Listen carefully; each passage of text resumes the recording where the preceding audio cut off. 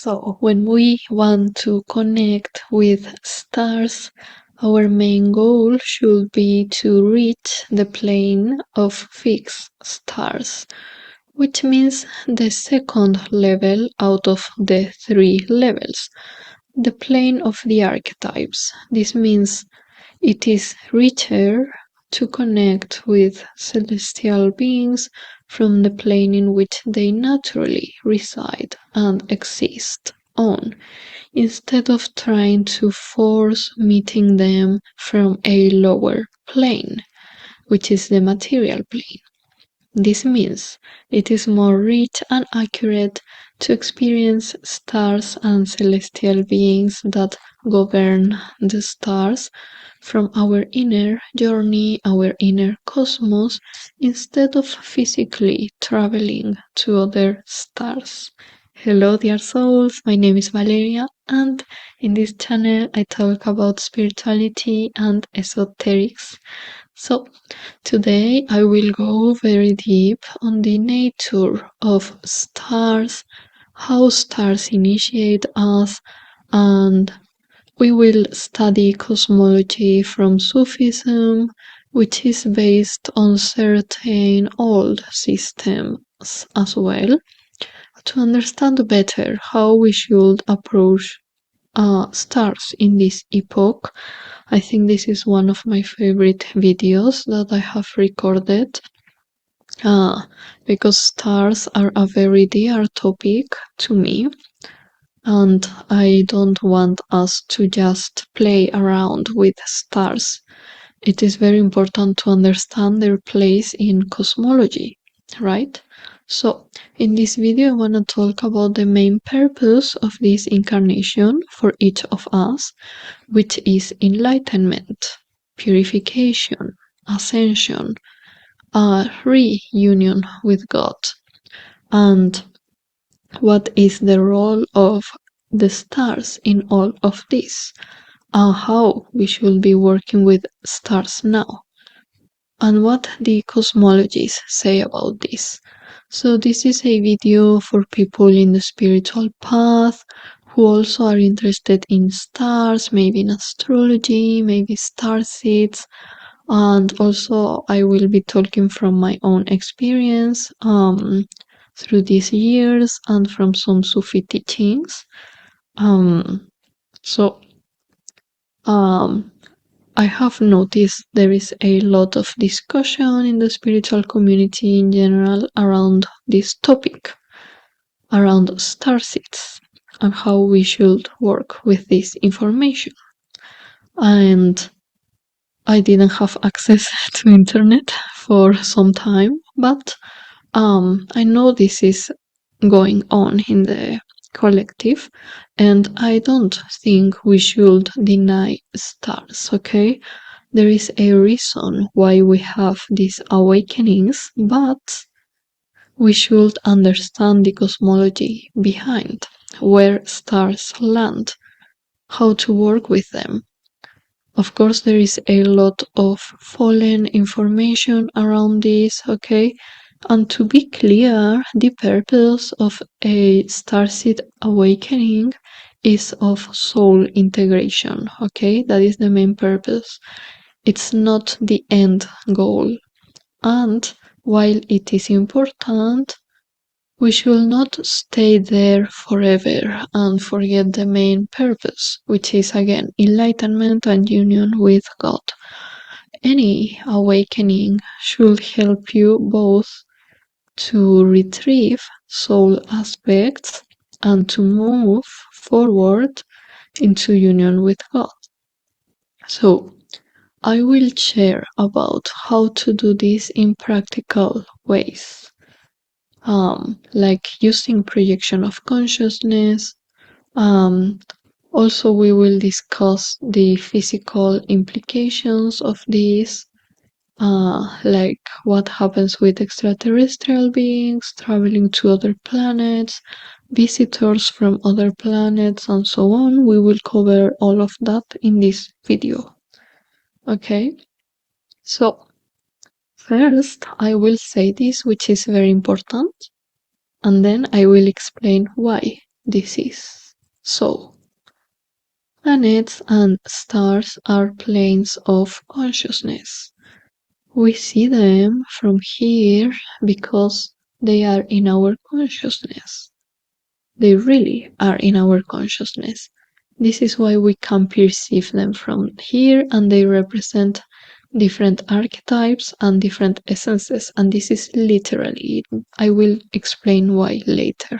So those will manifest in different lights, some colder, some warmer stars, some bigger, some smaller, because they are communicating something through that, and they are activating something in humanity. And stars are the threshold or the boundary between the physical world and the higher, more luminous realms of the angels and the archetypes. So, stars are not some empty space that happens to have angels in it or celestial beings. Okay, we should understand that stars are literally manifestations of spiritual beings. The fixed star that you see and the angelic presence that governs the existence of the stars are like two sides of the same coin. So, stars are like a point of light acting as a cosmic messenger. Remember that light is information, and they are bridging the gap between the human eye and the divine presence. So you have a whole plane, which is the archetypes that later manifest as the stars. I will be showing you some photos as well. And when it comes to the plane of fixed stars, it is this plane is about stars communicating between them, okay? Not communicating with the other planes or realms. It's about stars communicating between them. And because we try to make sense of that, is that we had mythology in the past, for example, a lot about Orion and the Queen Cassiopeia and Andromeda, the chained woman, and how Perseus rescued her, and so on. And because we are trying in this epoch to make sense of this, we are talking about starseeds and the galactic history, and we talk about the Lyran wars and so on. Okay? People often get very confused because we are trying to understand that from God, from Source, we descend through these planes and we reascend, we evolve. So when we study galactic history, for example, it's like we are looking at other aspects of us, of humanity. They are like the densification of the archetype, and they start to descend, but they are all on the same plane, okay? It is horizontal, only one plane, instead of vertical. And horizontal will help your soul retrieval, which again is very important, but vertical will help you with enlightenment. Both are important. But you should not just stop forever at the horizontals, okay? And don't worry if you don't understand now this completely.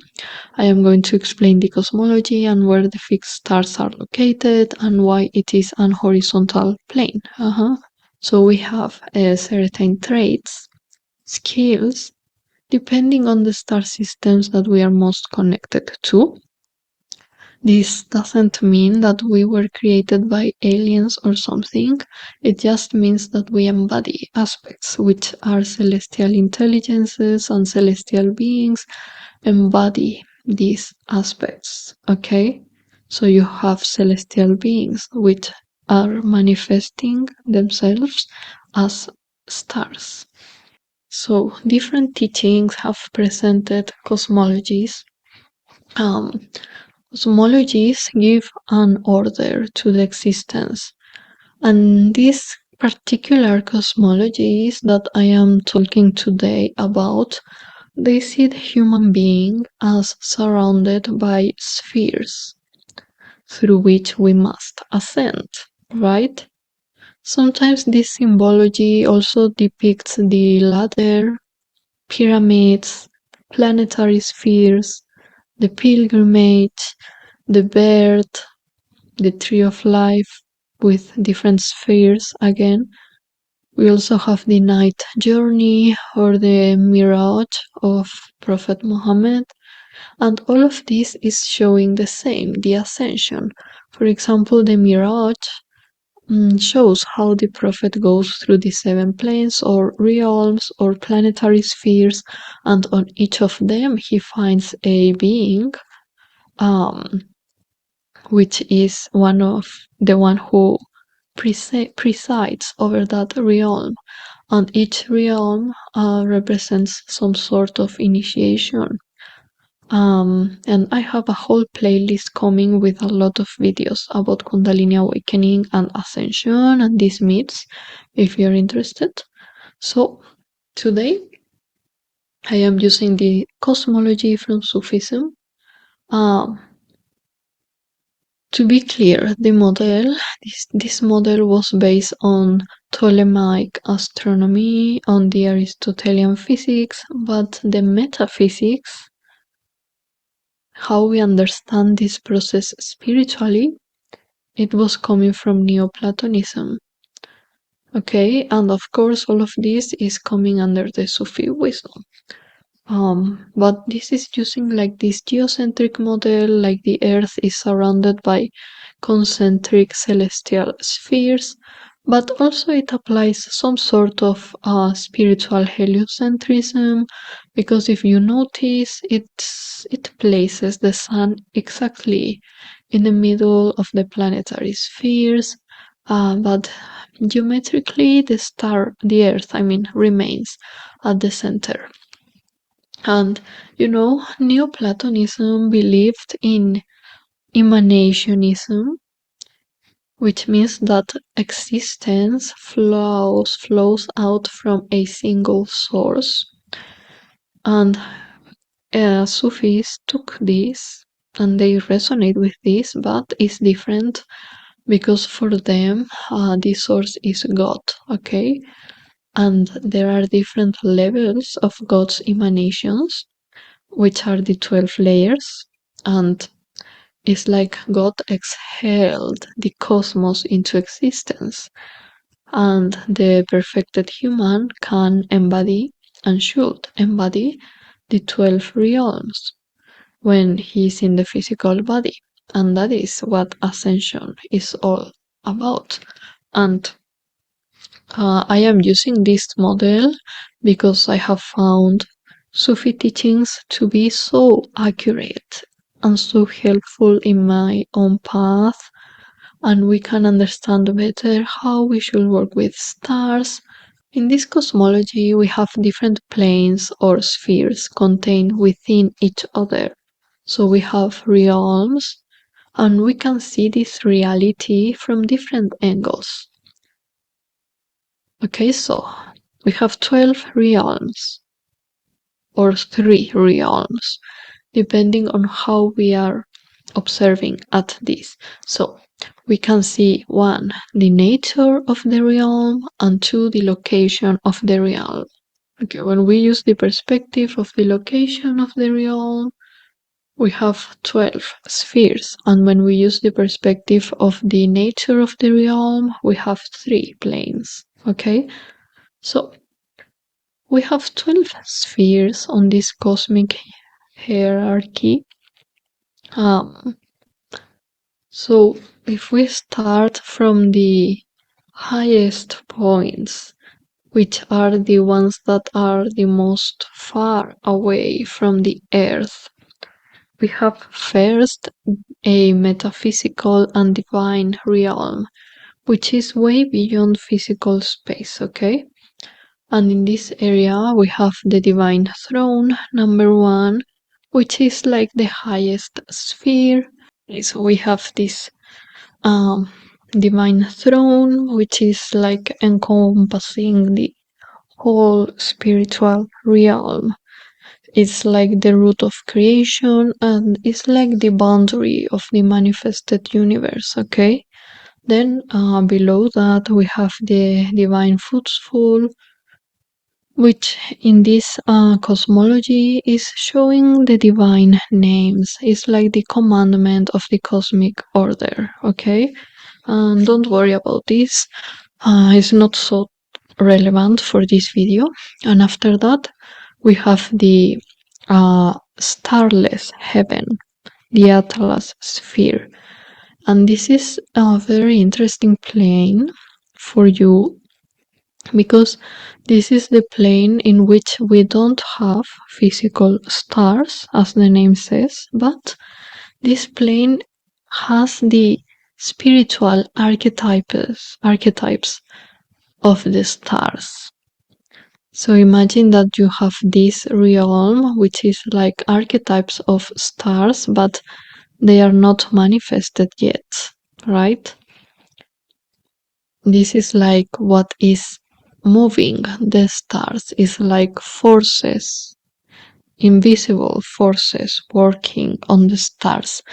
Here we have the archetypes of the stars. This plane governs the seasons, for example, of the material plane and so on. But it's a frequency, it's like blueprints, if you want. Okay? And then we leave, as we go below, we leave the metaphysical divine realms and we enter the celestial and the astral realms, which is also the heavens, right? And in this heaven, we have first the sphere of the fixed stars, literally the constellations. Literally, what you see when you look at the night, at the sky in the night. And this is when these cosmic energies that we talk about, these blueprints, these spiritual archetypes, materialize into light that we can see with our physical eyes, okay? And after that, you go below, and you have the planetary spheres contained within each other. So then you have Saturn, then you have Jupiter, then you have Mars, then you have the Sun, and you can see that the Sun is in the middle when it comes to the 7 celestial bodies. Then you have planet Venus, then you have Mercury, you have the Moon. Okay, and each of these planets is associated with a prophet, with an initiation. I will talk about this as well. And after that, you enter the material realm. And at the material realm, you find the earth in which we live. You have the earthly core, which are the 4 elements. Okay, you have water, earth, ether, and wind or air. So we start with the earth. Okay, we have the earth. Then as we go outside, we have the moon and we have the elements, right? The 4 elements. Then we have Mercury, Venus, Sun, Mars, Jupiter, Saturn, right? So we have 7 planes that correspond to planets or celestial bodies. Then we have the 8th plane or the 8th sphere, which should not be confused with the 8th sphere of anthroposophy. This is different. And this 8th sphere is the plane or the realm of fixed stars. So there is a whole plane that corresponds with fixed stars. That is why when we are ascending in consciousness, we start to resonate with different stars, and some people have a starseed awakening. Okay, but after that, there is another plane, which is the divine plane, the sky with no stars, which is again the archetypes that later manifest as the constellations. And then we have the spiritual planes that encompass this reality. And if we go beyond that, we have the realms of God, okay? So now, those are the 12 realms when we analyze the location. Now, if we analyze the nature of the realm, we have three types of realm. We have first the world of command. In this realm, which is the highest one, there is no space, there is no time. This is the divine throne. This is the celestial map. Okay, this is the footstool. This is the source. This is the blueprints of reality. This is unmanifested will. This is the realm of the pure spirit. Everything is commanded by God, okay? And which is what is interesting is that in this plane, angels are pure undifferentiated light. Here you cannot find angels as individuals with names. Here an angel is literally a function, okay? They are helping something. They don't have free will. They are doing their tasks. Then second, you have the world of ideas, of subtle forms. This is the metaphysical realm. Here you have archetypes, blueprints, ideas. This is before they receive an image or shape. Here you have celestial beings, celestial spirits, angels, heavens. Okay. Here is where you have the sphere of the fixed stars. You have these 7 planetary spheres. You know, they are like transmitters. They translate the will of God into action. Okay, here is the world of images, archetypes, forms. This is between the physical and the spiritual. Here you have angels, but now they are different. They have different personalities. There is differentiation in this plane. You know, when we are working with astrology, we are working deeply in this plane. This also is the plane of artists, visual artists. If you like symbology, mysteries, mythology, like me, this is the plane you are working on. You know, from this plane, you can see a shape of angel. You know, you can see a seraphim. You can see the visual symbols that represent spiritual truths. It is from here that some old ancient paintings came. You know, because the artist was tapping into this plane, you are giving a shape to some spiritual truth, and this is very important. Also, this is the plane of dreams, dream time, visions, again ideas, archetypes before they manifest in the physical world. This is like a bridge. Also, a priestess exists mainly in this plane because she's the bridge. And you know, real art condenses these spiritual truths, spiritual visions into something from this plane and translates that into the physical plane. You know, that is real art. A lot of things that people call art are not art because they are not using this vertical passage or bridge, if you want. Okay, and then you have the world of physicality, where we live, the physical, dense matter. So here you have the earth, our material cosmos, the solar system, the material aspect. This is also called the mulk, the physical. The previous realm of ideas also is called the malakut. Okay, and this is the screen where the movie plays out. This is the manifestation. This is the realm of multiplicity, physicality, our tangible world. Here you cannot see the angel physically, literally, for example, because they don't have a body of flesh, but you feel their influence. So if you are seeing an angel, you are tapping into the realm of ideas and archetypes, the second one.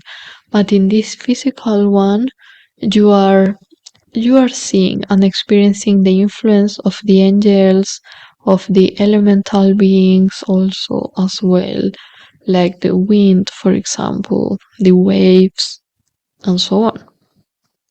So, seeing that light from God travels through these 12 realms down into the physical realm. Okay, so as a summary to understand these three realms, and this is very important, we are going to use this cosmology to explain this whole video and lecture, so this is very important that you understand. So first we have the spiritual realm that dictates the law of God. Okay, so for example, there are divine attributes. You have the divine attribute of mercy. Mercy then descends into the malakut or the world of ideas, and it takes the form of some celestial, specific celestial intelligence or angelic force that is in that associated with a specific planet or star. So, for example, we associate Lyrans with bravery, right? And then that celestial force influences the physical world, and you receive impulses that translate into physical events. For example, maybe we have a very good rainy season on Earth, and this is why in the past people associated different gods with different stars, and they were doing some practices, some rituals to honor and to please those gods and to receive help on Earth, to receive more rain, more food, to be safe, and so on. And it is also important to notice that you that are watching this video, you have aspects in all of these spheres. If you are on Earth in the material plane, this means that you have to have aspects in other planes as well.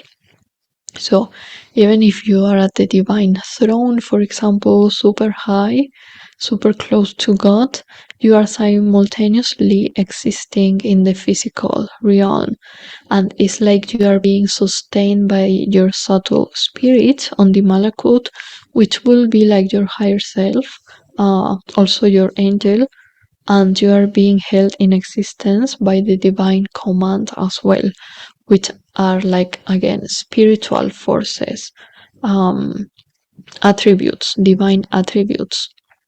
And you will notice that you embody more some divine attributes than others.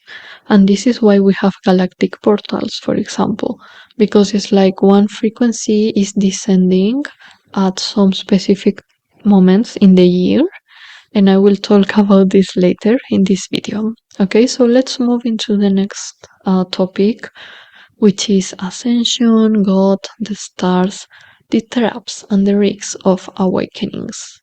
And again, if you resonate with starseeds, this part is so important for you. So, when we are in this process of ascension, we must transcend the impulses of each celestial planet, celestial body, celestial plane, and of the realm of fixed stars as well. But when I say transcend, I don't mean deny. It means to actually integrate, to dissolve the unpure parts. It means to purify each star, each aspect, each celestial body, and so on, and to ascend vertically into oneness. Traveling through the outer celestial spheres is actually a journey deep inside the heart. The ascension is not about going physically into the outer space. It is more like going into meditation, kind of, but deeper, and making this vertical shift in consciousness. You must use your psychic ability, your own capacity that God has given you to do this work. you work with your own inner Merkaba. And when you project yourself into different planes, when you astral travel, when you meditate, whatever you do spiritually, you become the vessel. You are the vessel. And you will travel or experience whatever is a match with your vessel. This means if your heart chakra is not purified enough, you will experience ugly versions of reality, ugly planes, fallen death stars, for example. And this is the problem when people try to do this work with psychic experiences, like starseed experiences, way too fast, way too early. And they don't do the work to purify themselves first. This is when and why you have a lot of channelers who are channeling fallen, false, fake information. Okay? And this is the same problem with thinking about traveling to the outer space with some material technology, because you experience the plane that is a match with your vessel. So if you're using something that is inorganic, you will experience something that is inorganic as well. And sometimes people get lost or stuck in the material plane. This means, for example, some people get stuck because of money and success and work, and they get super distracted. Some people maybe with traveling, with being a nomad. And you can even be in the spiritual community. You can find one of your missions and forget about ascension. You can be an astrologer for years and forget about the enlightenment and God and the process of ascension. And this is not that doing things on earth or enjoying it is bad, but you should always prioritize the pilgrimage, the journey of ascension. And it is not easy. It takes purification, it takes time, and usually you lose some things. You have to postpone some things from the earth, some experiences. But that should be your priority, because after that you are liberated. You are liberated from your fear-based energies, which is the opposite of love. You are liberated from reincarnation. You are liberated from karma. And also you can live your real, authentic life. So I would argue that the sooner you say yes to this journey, the better. Because you completely purify, and all that remains is truth, the frequency of truth. This means that at this point, you know yourself really, you know what you really want, and you go for that. Okay, so as you can see, we have different realms. The realm of the fixed stars is just one realm. It's not the highest one, it's not the closest to God. But again, it is not that you should not stop at this realm and explore and work with stars and embody celestial beings or intelligences and work with your astrological chart. It's not about that, but you should not forget about the process of enlightenment. You can focus a lot on galactic history, star mythology, star lore, and it's fine. Again, you will retrieve aspects of your soul, and that is so important. You will understand yourself better. But when it comes to enlightenment and ascension, you need to move to the next spheres. You cannot expect to reach enlightenment from only galactic history or something about the stars, and you should not get distracted by it. Again, it's not bad. is actually a part of Ascension. It has its place, but there is a risk of getting distracted. And this is something that most people forget, but think that the only reason, the very reason you are incarnated is to experience ascension and liberation. And your soul and God and everyone is always trying to push you, to guide you there.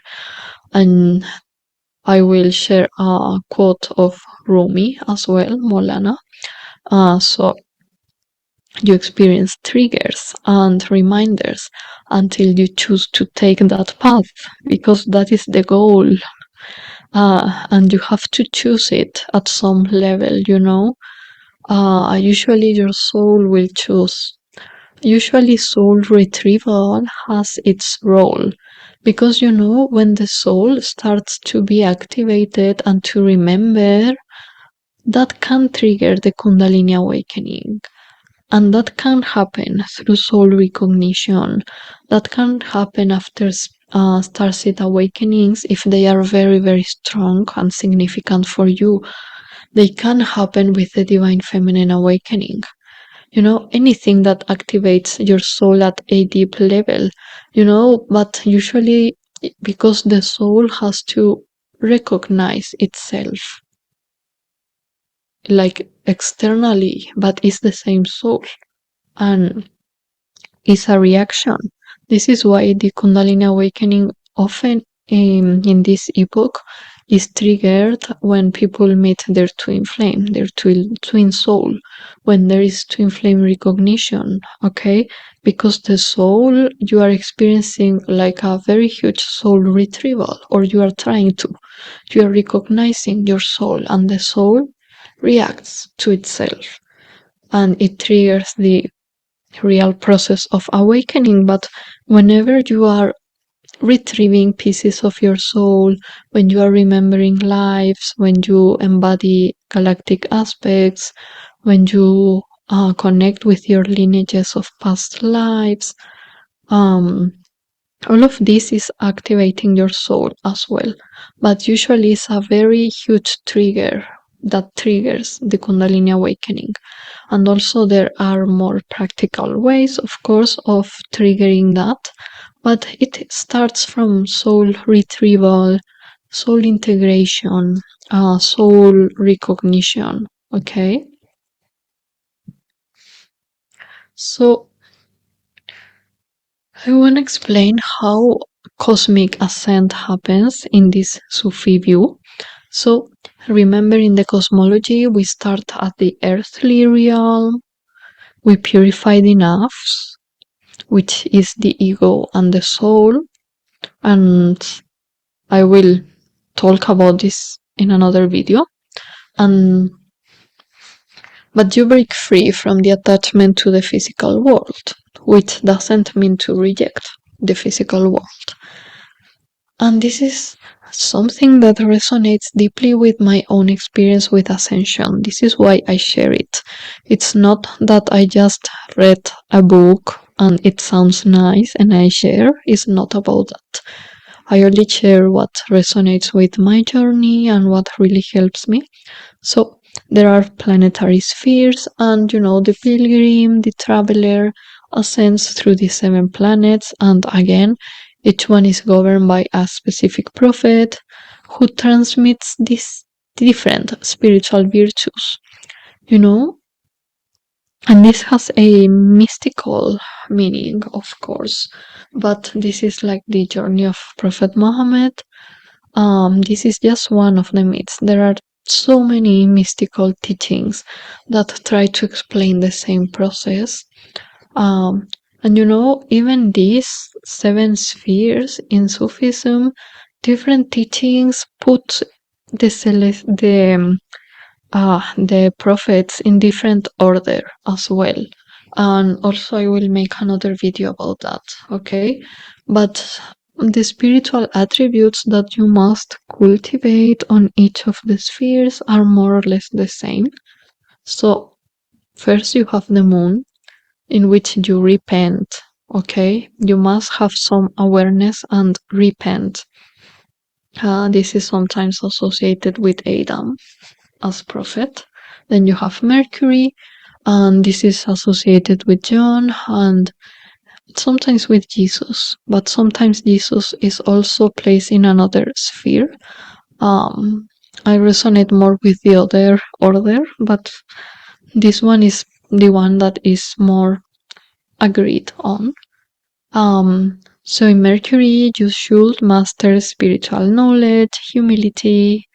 Then you have Venus with Joseph, and this is, of course, divine beauty. And also is overcoming trials. If you have worked with Venus, you will notice that this is a lot about trials, actually. Then you have the Sun and Enoch. This is in which the plane in which you attain illumination, wisdom. Okay, then you have Mars with Aaron, which is about justice and is about harnessing the spiritual willpower. Then you have Jupiter with Moses, which is you start to have this intimate relationship and dialogue with the divine. This is very, very important. And then you have Saturn. Of course, Saturn requires a lot of mastery. And here you have Abraham, and you are entering a state of complete submission and peace. Okay? And then again, you have the eighth sphere of fixed stars, which is like the boundary of the human individuality. And here, the pilgrim, the seeker, the traveler, the initiate sheds like the last personal remnants of personal identity, and he enters the universal archetypes. Okay? Then beyond the fixed stars, again, we have some limits. Okay? The divine throne is like the ultimate destination, is when the soul undergoes the annihilation of the self, fana, and it's sustained on God only, and experiences this complete unity with the divine presence with God. Okay? So, if we want to work with stars like Sufis, and when I say Sufi, I don't mean religious doctrine or something, okay? But there is a cosmology, but Sufism is the way of the heart, basically, okay? It's not some dogmatic teaching. So, when we work in this way, we don't just look at the position of the stars, for example, to predict something astrologically. We look at the star and we understand its attributes, and that every attribute is coming from God. And this is what I have been trying to share for years, actually, and why I say my content is about stars but comes from God, and why I call it Galactic Priestess. Okay, because it's about working with stars the divine feminine way and the enlightened way, and this is possible, this is real, and this is how we should actually work with stars if we really, really like them and we resonate and they are important for us.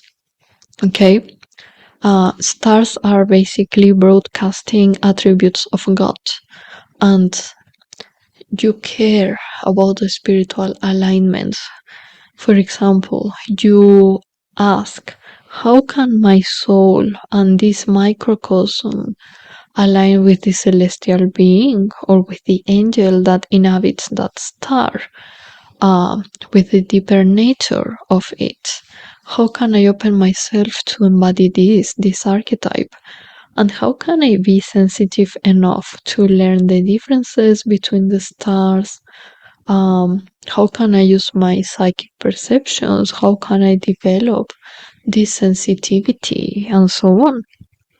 So, as the realm of stars is located at the second level of the three levels, which again is the level of ideas and archetypes, This is why myths and mysteries have always been so deeply connected to stars, and everyone makes some very romantic story from stars, from what they observe on the sky. A mystery is an initiation. Mysteries anchor a truth on earth through ritual.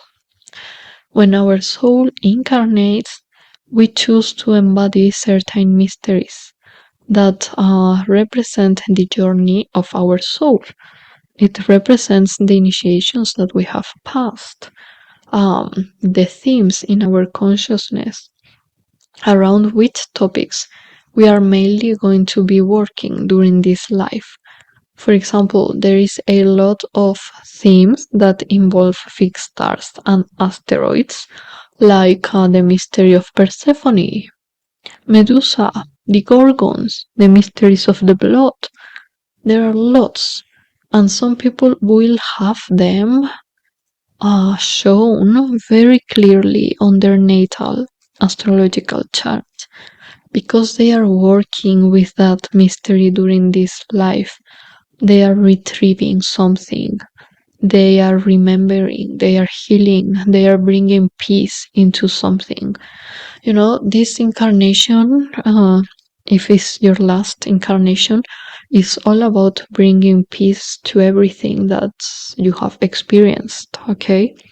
This is why people with whose is the last incarnation, if you see their astrological chart, they are often very busy. They are busy with a lot of mysteries, with a lot of starseed placements, with a lot of goddesses placements, and with a lot of lessons as well. You can look at the charts and it's very long. It's long for you as astrologer to be able to explain everything, and it's long for them as humans to basically live that and integrate the lessons. Okay, it takes time. So now I want to talk about the celestial intelligences on stars. So when we have the three real realms, as we have discussed, we have beings associated to each of them. If you take a star, this is so important as well for starseeds. If you take a star, you will have in the lower material plane, you will have the shadow of that being. Okay? There are higher beings and they cast a shadow into the realm of matter.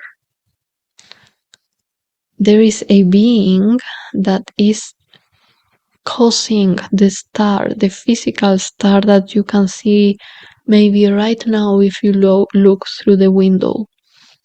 Then you have the intellects, the celestial beings, the second plane, which are principles that inhabit the stars. So there are mechanics happening on the stars. This is why there is order instead of chaos. And these beings are like the intelligence behind it. Okay? This is usually what you see when you see a galactic being. And then you have pure angels, beings of pure light on the higher celestial sphere, and they are free from ego. They only have tasks regarding the stars. They are the closest ones to God, and it's like a consciousness. You cannot really distinguish them from each other in this plane. So, think that the star is a body for a spiritual being. Everything in the physical universe, of course, has a subtle or hidden counterpart.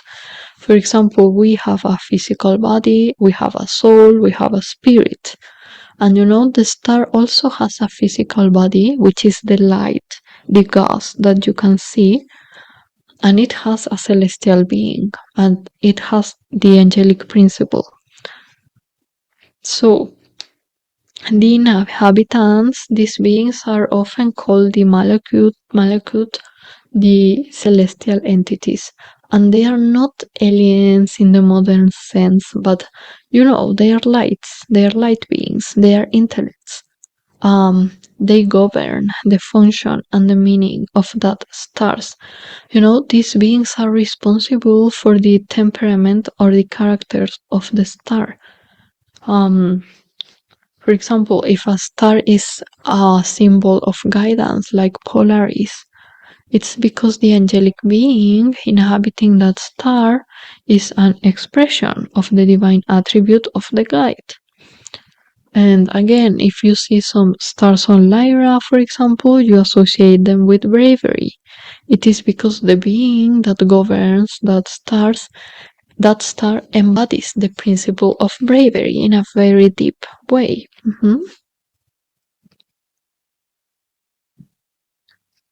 And about the concept of celestial hierarchies, um, the universe is like a hierarchy of lights. The stars are part of this chain of command. And again, the higher the sphere is, like the star and the celestial body is closer to the divine. The being that inhabits that star is more pure and more intellectual. So stars that are more far from Earth but closer to God in resonance will be more pure. And we have fixed stars and planets. And because fixed stars are considered more stable, eternal, and changing than the planets which wander, the beings associated with them are often viewed as beings of a higher, more fixed and constant spiritual rank. So, again, this is so important for starseeds. If we focus on stars, we have three different kinds of beings, considering the three levels that we discussed. First, we have pure angels, or beings of pure light. These beings inhabit the higher celestial spheres. They are completely devoted to the task of the star, maintaining the rhythms of heavens, for example. They don't have ego or desire, okay? Then below, you have the celestial spirits or intellects. And these are the governing principles that inhabit the stars. They act as the intelligence behind the celestial mechanics. They are representing specific attributes, specific celestial beings, right? And then below, again, the material plane, you have the shadow of the being. And stars are seen as shadows cast by these higher beings into the realm of matter. The star that you see is like the effect, and the angelic being is the cause. This is why we work with stars in a ritualistic way, because each star is representing something. The essence of the being is on the star. Okay, so this is the first part of this lecture. Now I am going to answer all the super interesting questions that you might be asking yourself right now.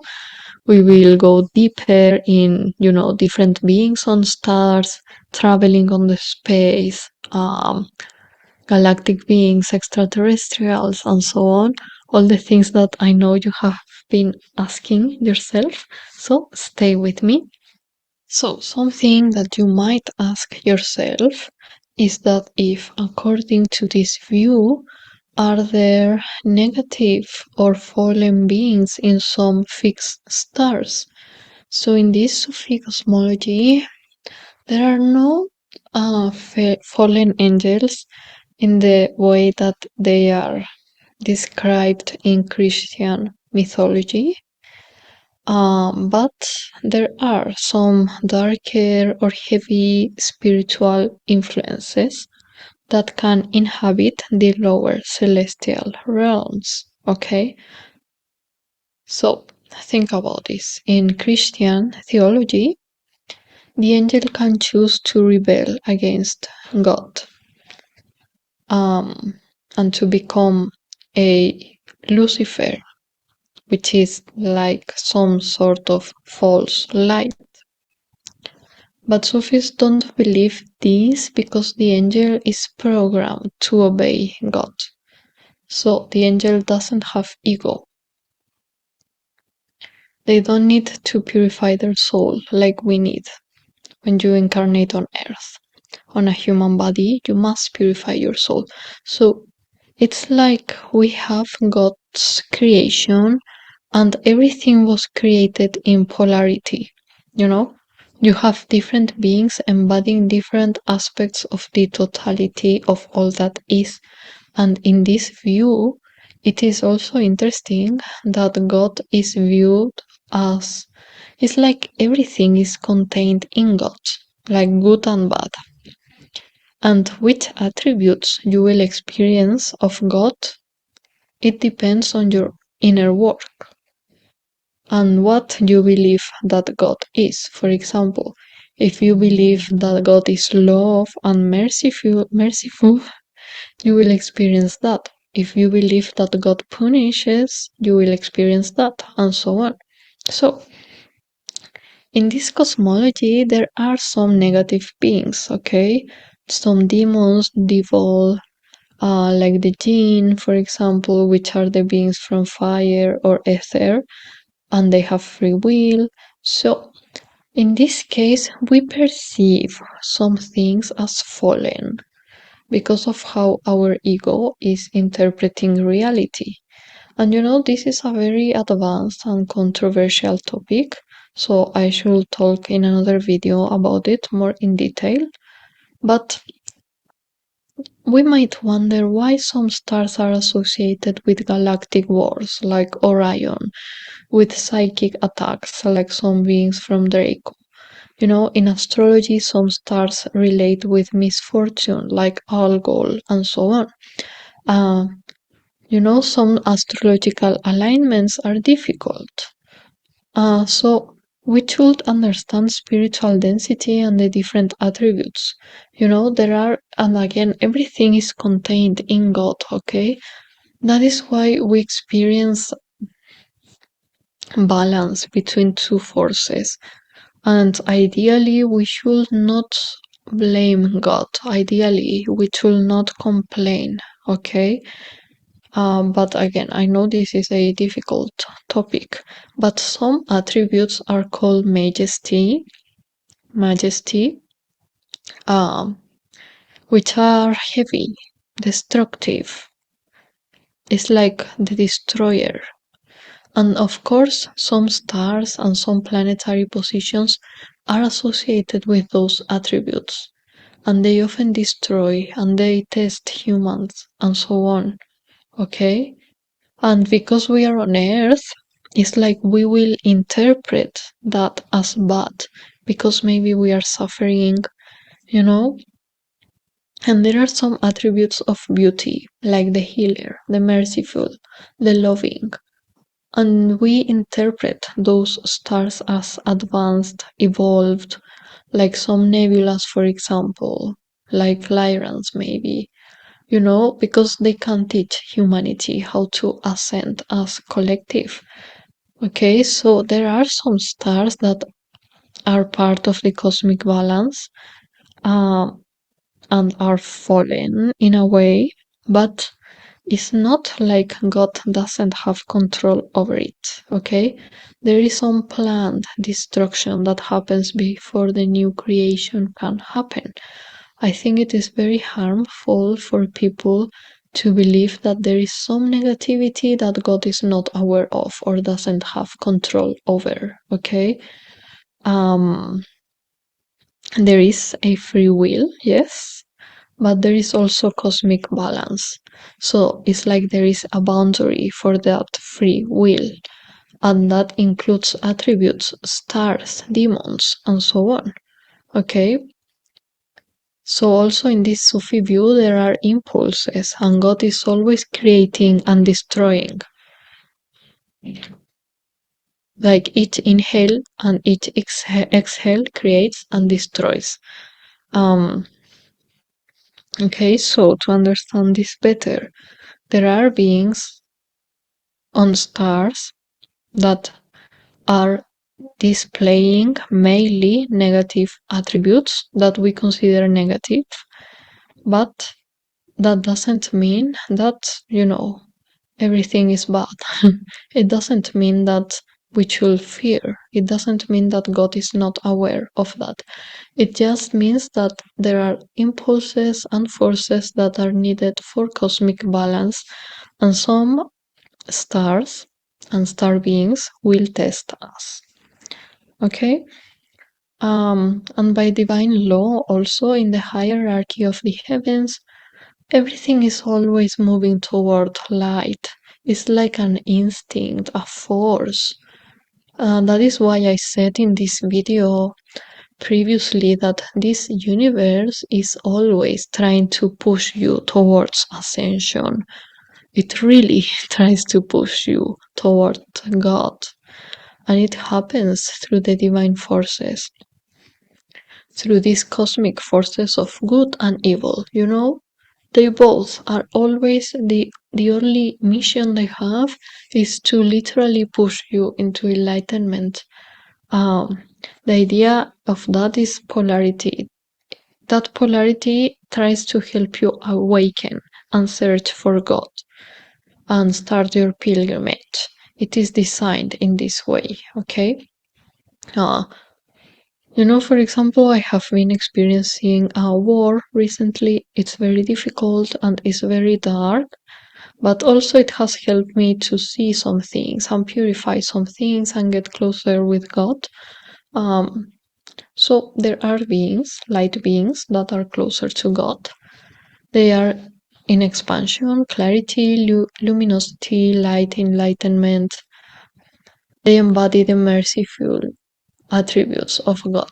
And there are heavier beings and stars associated with lower, more material spheres. They are contracted, they are veiled. So when we experience a star system as bad or negative, it means it is more veiled, it has less light. It is not so close to God. There is more chaos and less order, and is far from purity. Is far from the purity of the spirit, right? Now, this is probably very interesting for starseeds as well. How we travel to the stars. And please don't miss the first parts of this video, because if you understand the cosmology, you will understand all of these things that I am saying better, okay? So, how we travel to the stars. How we connect more with stars, because if you are watching this video and this part, you probably love stars like I do. So our main goal should be to reach the plane of fixed stars, which means the second level out of the three, the plane of the archetypes. This means it is more rich to connect with celestial beings from the plane in which they naturally reside and exist on, instead of trying to force meeting them from a lower plane, which will be the material plane. This means it is more rich and accurate to experience stars and celestial beings that govern the stars from our inner journey, instead of physically traveling to other stars. Also, I will go deeper into space traveling later in this video. So this is mainly about shifting our frequency to match the attributes and frequencies of different stars. It's like we peel densities away that are blocking our inner sense from projecting ourselves, from projecting our consciousness, from perceiving other subtle realities. Of course, if you're someone who is not able to travel internally through your inner cosmos and perceive a certain star, of course, you will not be able to physically travel to that star and experience the truth and highest version of it. It's just not possible. So there are angelic forces or spiritual archetypes, celestial beings, intelligences that govern each star. And you can see them when you perceive inner realities. You can sense through your psychic skills. So we travel through the dimensions of meaning. This is a visionary travel. We ascend, we pass the mulk, the physical reality, into the malakut, or the angelic reality. And something important, we use our 5 physical senses to perceive and interact with the material plane, right? So when we want to perceive or interact with the next plane, the subtle plane, we have to use our subtle senses like clairvoyance, clairaudience, um, cognizance, and so on. This is very obvious, actually, but sometimes we forget. So it is natural to wonder about portals and stargates. So when we have astrological portals, it's like an alignment. For example, the sun and this specific fixed star are aligned today. Maybe they are conjunct to each other. It's not only a linear thing like this. I will share a picture. If you understand that this is spheres within spheres, you can notice that this means that a fixed star is surrounding the sun. And the center of both of them is the same. Also, I will share some picture. It becomes one and the same. And this means that this astrological portal translates literally as an energetic center, which is a stargate by definition. Okay, you have 2 ends, and they are interacting in the center. And there are different combinations of celestial bodies and fixed stars that we can use to project our consciousness, to travel astrally. They are codes. You know, it's like specific combinations act as a key. Imagine when you have a security box and only a specific combination opens the security box, the gate or the door. It's literally the same, but this is a star gate instead of a security box gate. But it's like a code combination that can open a stargate, and you can access and experience and embody that stargate when you have the correct code. And this code can come through the collective astrological portals in specific dates and moments of the year. It can come through your own specific portals on the year, like your birthday, for example, depending on your astrological chart. It can also be created as a ritual.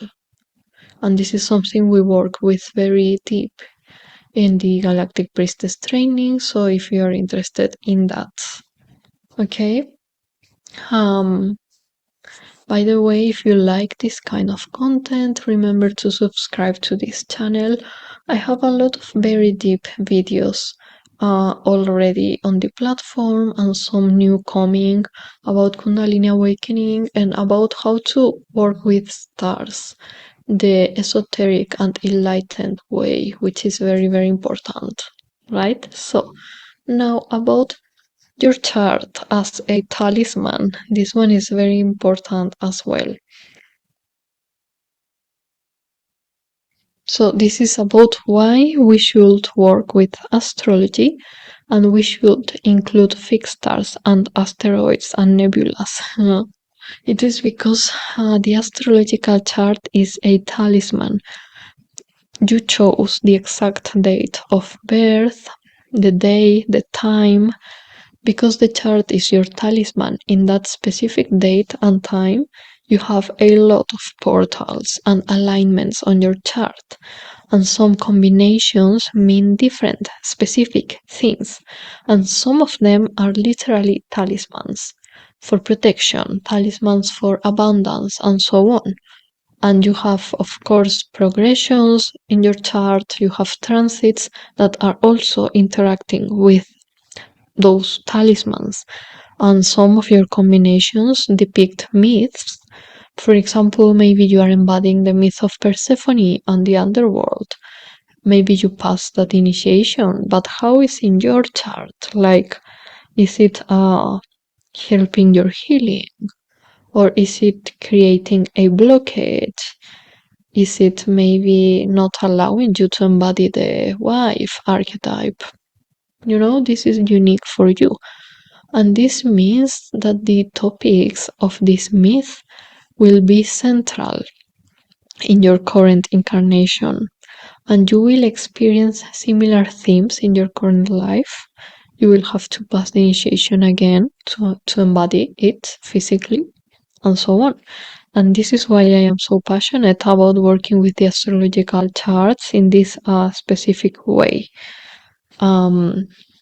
Okay, and by the way, my mom tried to plan my day of birth. This is like a little anecdote, because she wanted like a specific date, one day before my actual birthday, because she likes the date.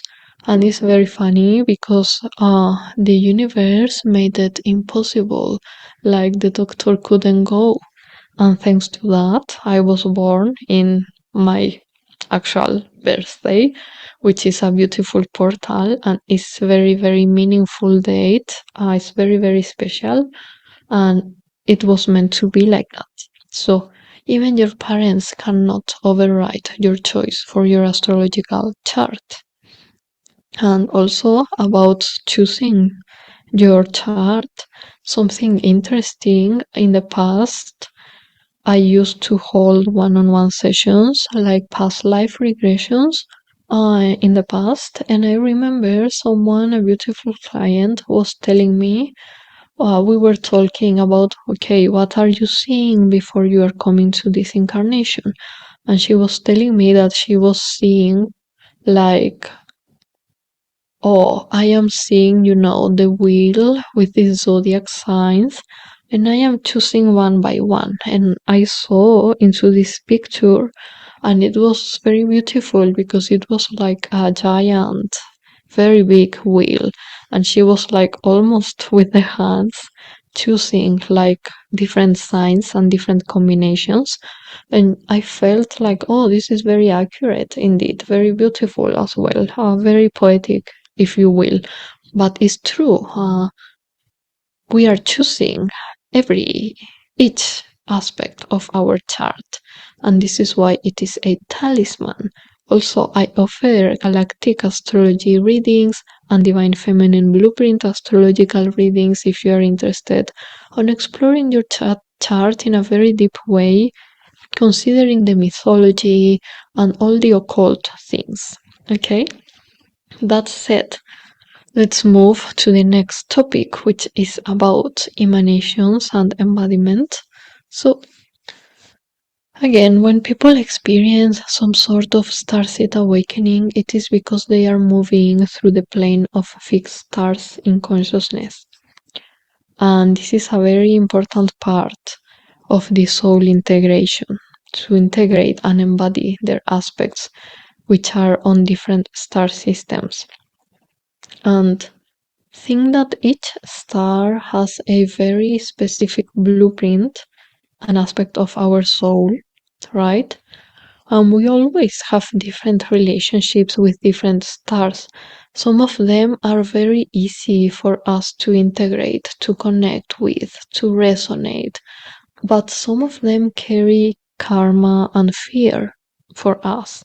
This is why we should always pay attention to all the stars that feel relevant, that awaken or trigger something in us. And this is going more into the divine feminine inner wisdom, which is that, roses are like the earthly, physical representation of the stars. There is a beautiful quote that I will share about this.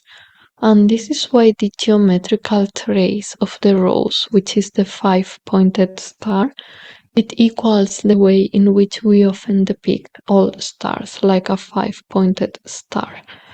And this is the mystery of Venus as well.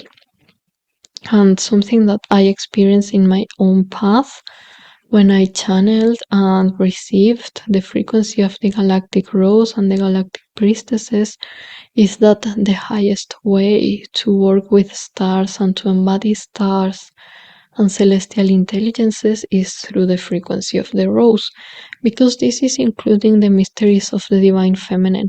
You know, the rose is a frequency and it means a lot. It means, oh, which initiations you have passed.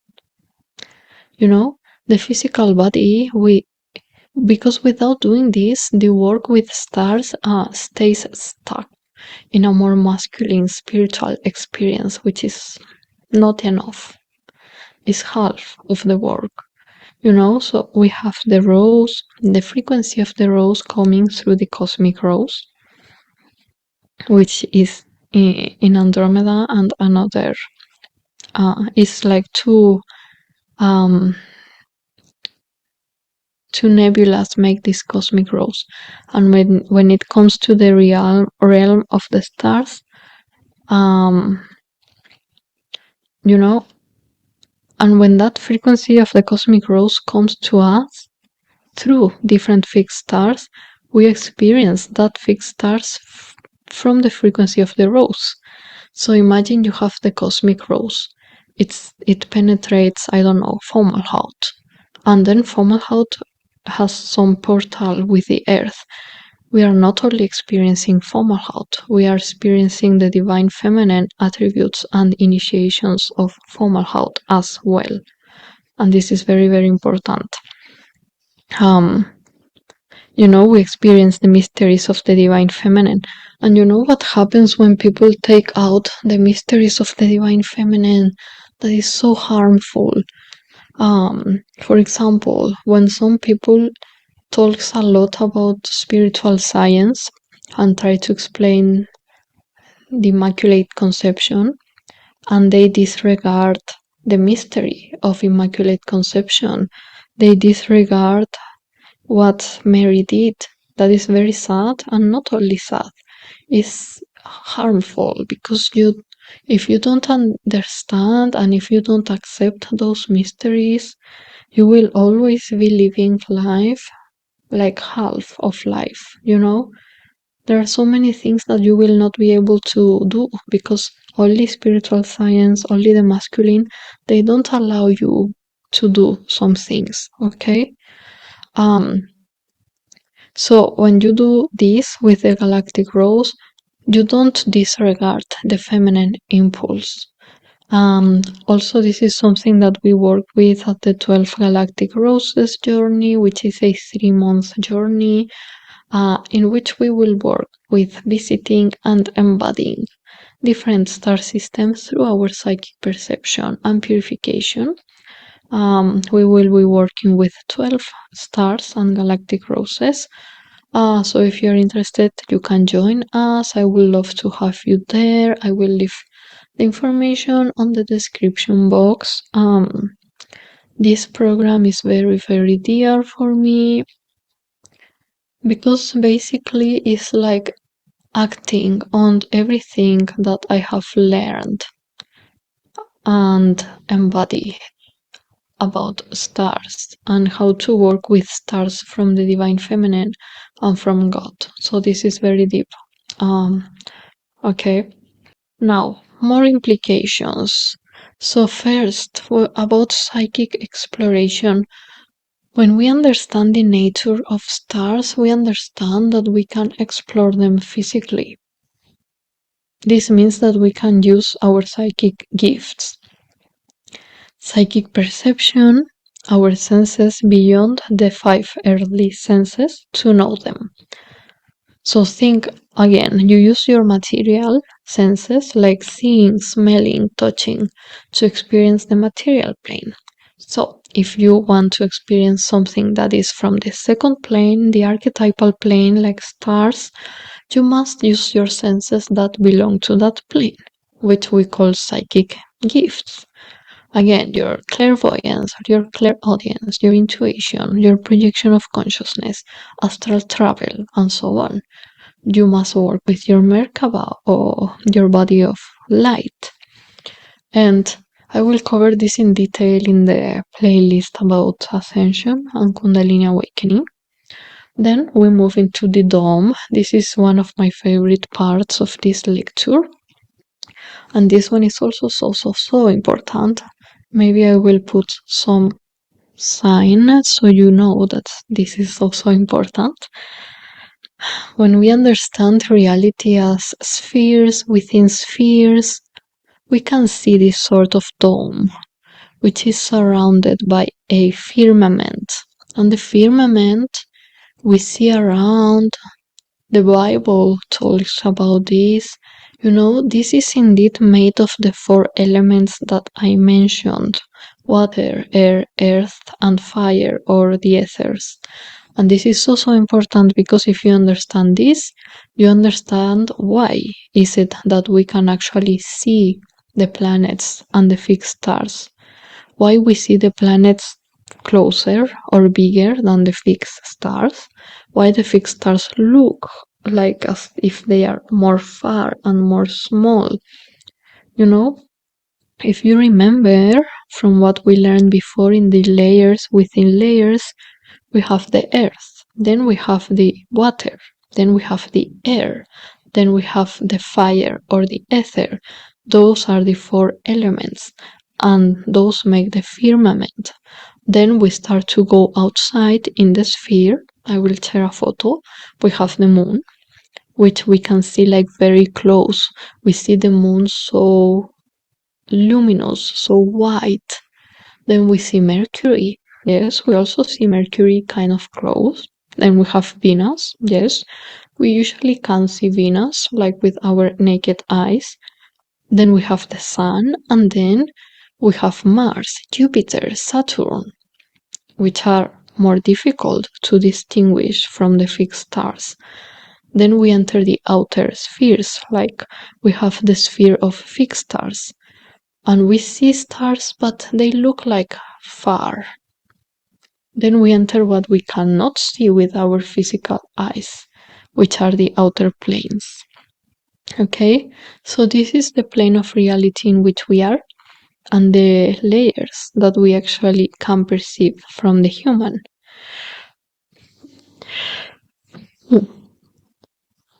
If you want to perceive higher realities, you must leave the material plane, and you should experience the upper planes from the upper senses. So remember that there are 3 main planes of experience, which are physical, the world of ideas, and the spiritual. The higher you want to experience, it is better to do it from your highest version of the self, so that the realm are matching each other. And this is something very basic, but I will say 90% of people in the spiritual community or the New Age don't notice about this. They don't know about this. And it is so important for the collective to know, to remember. So please share this video with your community, with your friends, because if we understand the dome and the concentric layering of reality, at least we have something to start to build from. You know, we have a spiritual cosmology, and we can see with our eyes this cosmology represented around us. Okay, and this one probably also very interesting for all of you, which is about space travel and extraterrestrials. So all that we learn about the cosmology, how it translates in our experience with space travel, with extraterrestrial, which are the more physical aspects of this. So to answer this, first you should ask yourself something, which is can you perceive the attributes of one realm from the other realm? For example, if I am in the physical realm and I can see the other planets as light, should I expect to see physically beings living in those planets? Especially like the celestial intelligence that is associated with that star, but in a physical way. And a very important part of being a mystic is to know what to ask exactly. That is like half of our work. So, our physical eyes are designed to process the material realm, right? Then, the angels or spirits, celestial beings associated with a star, they belong to the subtle, real realm, the second realm. They are not made of atoms and molecules. They are made of light. They are made of meaning. They are made of ideas, literally. So sometimes if you're using your psychic skills, you can perceive other beings, but it is thanks to your own psychic and spiritual development. It is not something that everyone can see. For example, if there is a dog outside, everyone with a physical body will see the dog. But these other celestial beings, not everyone can see with the physical eyes. I mean, no one can see with the physical eyes, but some people can see with the subtle eyes, the inner eye. And also, if you see these celestial beings, they will present themselves in the way that is easier for you, for your soul, to make sense of. So you will usually see lights, orbs, shadows, figures, and so on. But there is more to this. Okay, this is when we understand the laws of reality. For a being of pure light to appear in our physical world, it must condense its energy. It has to slow down its vibration a lot to interact with matter. So they can manifest, but only cloaked. So what it means, if I go to Mars, for example, should I expect to see a physical being representation of the intelligences that govern Mars? To understand this, you should purify the heart, and your inner eye should open. Because when a celestial being, celestial influence hits your heart as inspiration, realization, that is the interaction. And then because that is going into your inner eye, you are seeing the inhabitant of that star with your consciousness and your inner vision. So the celestial intelligence of Mars, for example, is not inside, red rocks. Is actually the architect of that reality, of those rocks. It exists above the planet, on the Malakut. If you go to Mars, you will see what is in Mars. Probably dust, rocks. Because if you stand in Mars, you are standing like inside the manifested form of the being, the celestial being, the intelligence. And the celestial being is real. It's very real, but it's real in the next plane. So, if you remember, I mentioned that there is a celestial intelligence in the second realm, and the star or the planet that you see physically is only the shadow of that. The physicality which manifests as the physical star that you can see with your physical eyes. So, if you go to Mars, you will not see a being in Mars unless the intelligence decided to interact with you. Okay? And I mean, if half of humanity, for example, which has a very poor spiritual and psychic development, goes to Mars, they will not see beings like what you expect, like aliens, if you want. But if the intelligence of Mars chooses to, it will have to perform a descent of form. They will create a projection or manifestation for you to perceive. So the being, it's real, but the physicality is not exactly real, not like you. It will be like a projection, literally a projection. And it will not necessarily appear as some Martian being. It will appear as whatever your soul is most capable of understanding. It could also appear as light, voice, but usually people are more materialistic and they want something that looks very material. So maybe those beings should manifest that like some sort of robot and so on, but it will not be a real robot like this laptop. No, it will be just a projection of a laptop or a machine or whatever you want to see, right? If you were to travel to another planet, you will perceive that planet as it exists in physicality, which in most cases means dust, rocks, only gas in some cases. Some of them you can not even travel or get close to them with your physical body. You need machines, you need protection, and that is not so good. So, anyways, because you are coming from the physical perspective, if you want to see the celestial beings in those planets, then you have two options. Number one, you should experience that planet from a higher sense, which will be a match with that plane. So you don't need to physically travel in that case.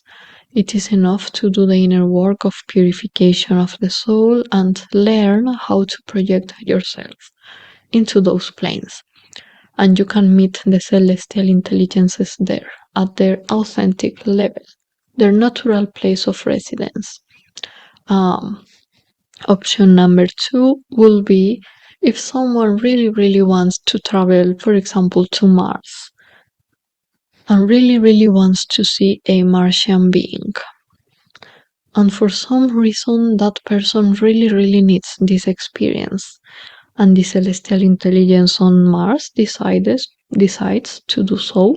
Okay, those celestial beings should cloak themselves and try to manifest in a physical representation that the soul of that person could understand. But again, it will not be the real being.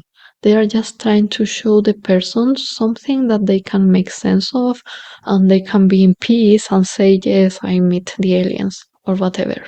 Okay? So, what about magic and talismans? And I will go into the flying saucers right now as well. But when you are working with star magic, you are basically saying, okay, there is God, and God is sending light into a plane of light, and that light is being refracted into a plane of different archetypes, which are like the character of each star. And those stars interact with our solar system and with Earth in specific different ways in different moments of the year, different moments of the day, and so on. We have specific alignments, and each star is embodying some principle. So, you are basically saying, okay, at this time, in this day, in this date, there is a very harmonious aspect, for example, of Venus and this star. And then you make a chart for that day, that potential talisman, and you check the chart, the astrological chart. And if it is a good chart, you harness that specific emanation that is coming in that specific moment, and you store that emanation in something which is the talisman. So you should acknowledge that everything comes from God at the end. But there is nothing wrong with working with stars as vessels for specific archetypes. Actually, it is important, so important, to work with the plane of archetypes, because there is when and where you differentiate emanations from God, and you choose and you discern and you learn the differences, you learn discernment and so on, and you learn how different stars are with each other.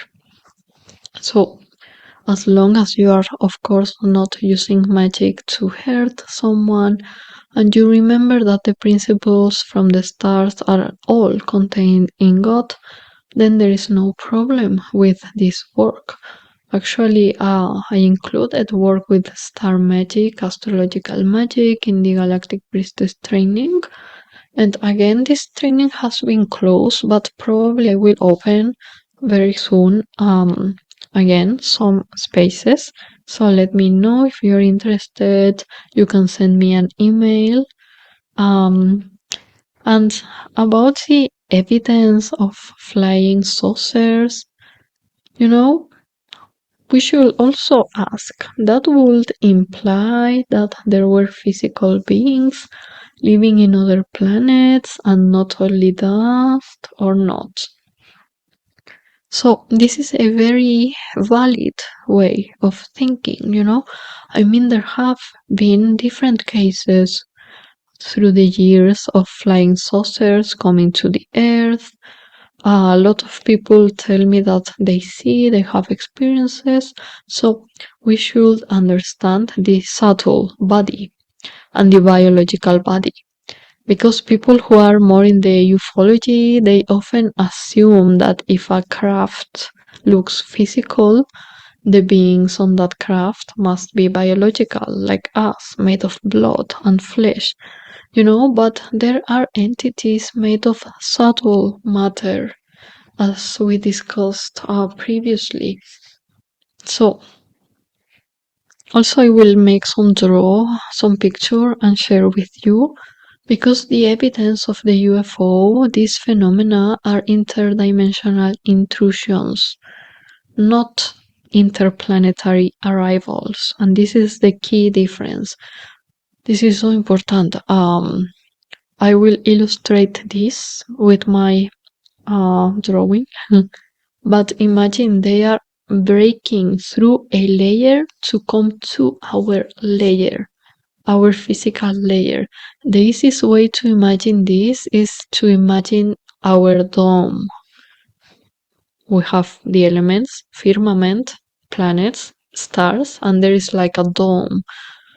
And these beings are breaking the layers of the dome to come here, so to our physical plane. So the evidence of the UFOs doesn't necessarily prove the existence of, biological planet-dwelling aliens in the way that maybe you imagine. They are celestial beings coming from the second realm into the first, from the archetypal into the physical. They are using portals. They are literally breaking a wall on vibration, on consciousness, to come and enter into our space, For example, light is invisible until it hits some particle of dust. And it's same for these beings. These beings are invisible to our physical eyes because they exist in a higher frequency. And when they land or they interact with our physical world, they are not traveling through space in a rocket. They are condensing their frequency to match our frequency. And when you see a craft, the craft is the result of that condensations, and it looks like metal or some material because it's manifesting into our physical laws, but is a manifestation of energy, is a vessel of intent, and the difference is so subtle that I don't think most people could really believe or understand in this, but if you are watching this, probably you do. And a second important point here is about shape shifting. There are beings, as we said, like the jinn, for example, they are made of fire and ether. They can manipulate matter, they have free will, they can manifest as whatever they please. And if they want to come, they will manifest as something, as technology that is like making sense in that period of time for the earth. Um, the jinn also, they have energy and plasma. So in the past, we have so many pictures and stories because they were manifesting as demons, angels, spirits. But they can also manifest as advanced beings in metallic ships if that is what the collective of humanity expects in this era. And that is how they could trick humanity as well. Okay, so the evidence is real and there are crafts physically there, but their origin is not like the physical Mars, for example. It's the second realm, is the metaphysical realm, and that actually is closer to us than Mars, for example. Is literally here. When you touch and there is space, but it's not empty space, it's a different layer. We cannot see with our physical eyes, but of course we can see with our inner eye. We can touch. I am touching this space, and maybe it looks like I am touching nothing, but I always teach this at the Akashic Records trainings. I am touching literally the Akashic Records when it looks like there is nothing.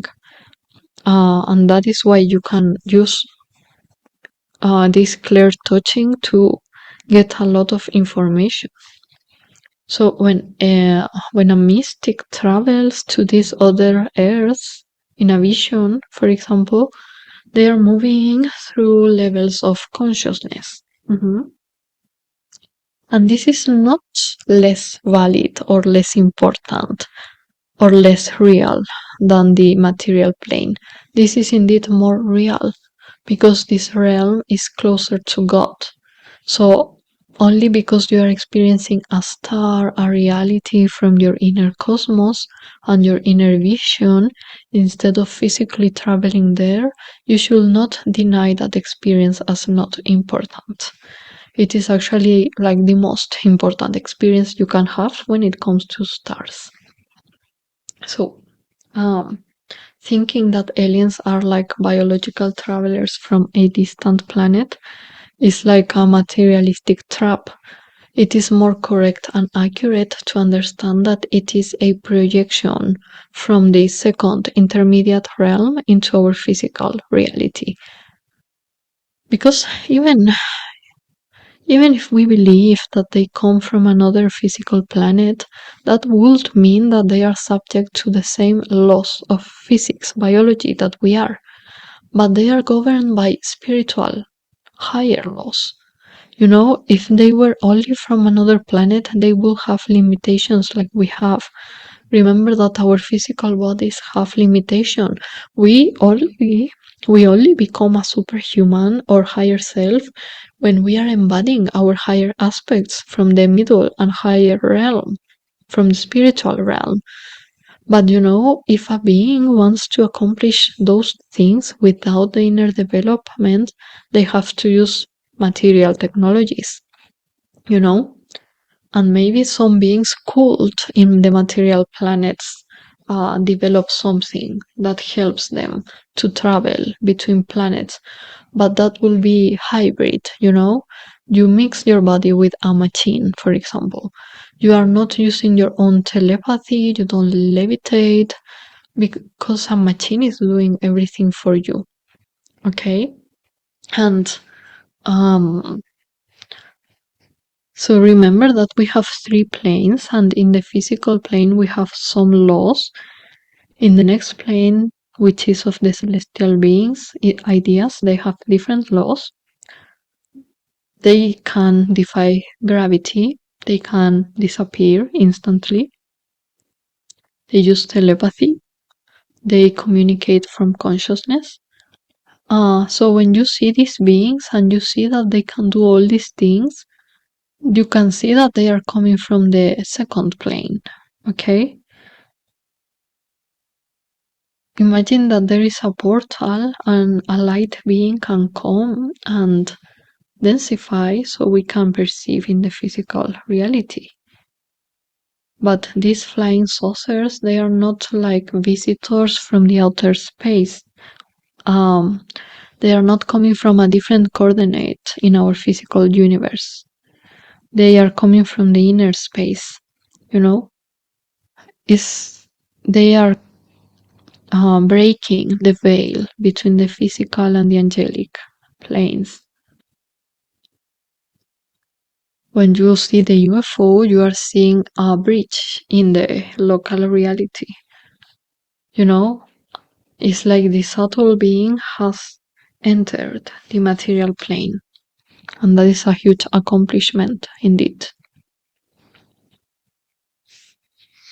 So these beings are not like traveling across the galaxy, but they are like coming through this curtain of our reality. And this is very deep. This naturally brings me to the next question, which is what about visitors on Earth? Like beings that have come to Earth and have said like, oh, I come from this planet and there is evidence. What happens with that? And I want to especially mention Val Thor. This story is very dear to me. Maybe you know why. But he is a being that came in the shape of a man, and he said he was from planet Venus, actually. And he went to the US to share about the dangers of, nuclear bomb and nuclear energy. Maybe this sounds familiar, and it's very interesting. Our stories have some things in common, and I always resonated a lot with that story. So he was a light being from the second realm, from the metaphysical realm. He penetrated our physical reality. He condensed himself and materialized into a human form so that the people of that epoch could understand him. If you notice, he even materialized with kind of the features, facial features that people from that place of the US had in that time, because it's the country in which he appeared. And this is why he was able to disappear so easily, no need to die or something, because he wasn't biologically human. When you are seeing, for example, some craft flying and it disappears, maybe you assume that it is going out into the space, into planet Venus, but it is actually disappearing because it is traversing the portals of the different planes of reality. So these beings travel with some densified Merkaba, materialized Merkaba, okay? Again, they come from inner space, not outer space. And these beings from the subtle dimensions can interact with our physical world from a higher plane of existence, and they come cloaked in a form that we can understand. So this being, Valiant Thor, manifested in a human form. He was like human, but with extraordinary characteristics and abilities. He chose this form to facilitate trust, communication, So he came from Venus, but the spiritual realm. He's like literally an embodiment of Venus. And, it's not the material Venus, it's the higher Venus. So if you were to travel to Venus physically, you will not see exactly like physical beings made of blood, but you could see spiritual beings from Venus that are densifying and choosing shapes that are a match with their archetype and that you can assimilate and understand. For example, Venusian beings often will manifest with brown eyes, actually, uh, brown hair as well. Because that is the archetype, that is how the energy usually translates. But also, I don't know, if you see a Pleiadian being, usually they will show you like a blonde being with blue eyes. Because that is how the archetype translates, and this is also easier for people to understand.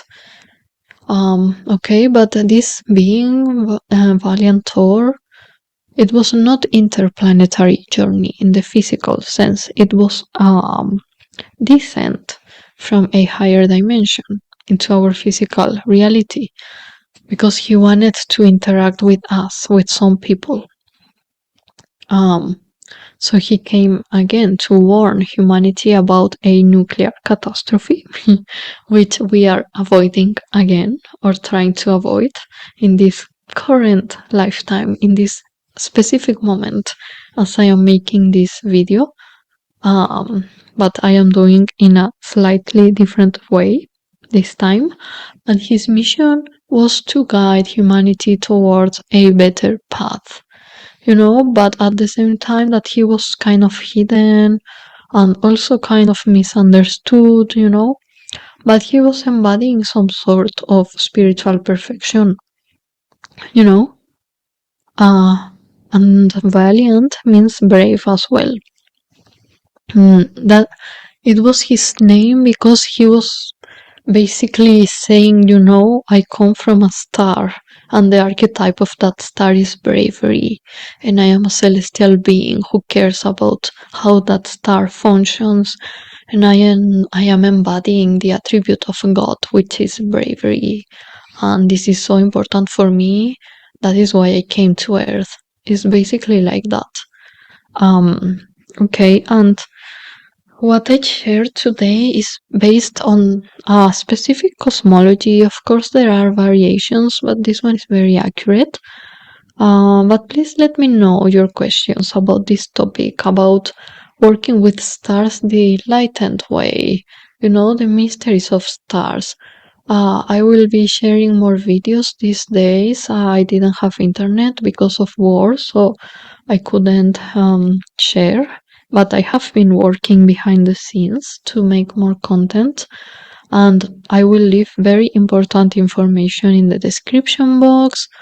Also, I have a new email. I will leave it in the box. Because I lost access to my previous email. So if you want to contact me, please make sure to check my new email. Also, you can write me on Instagram if you're interested on my services, if you have questions, or if you want to suggest some topics as well around stars. So yes, this was a quite long video. I really hope you enjoy this. This topic is very dear for me.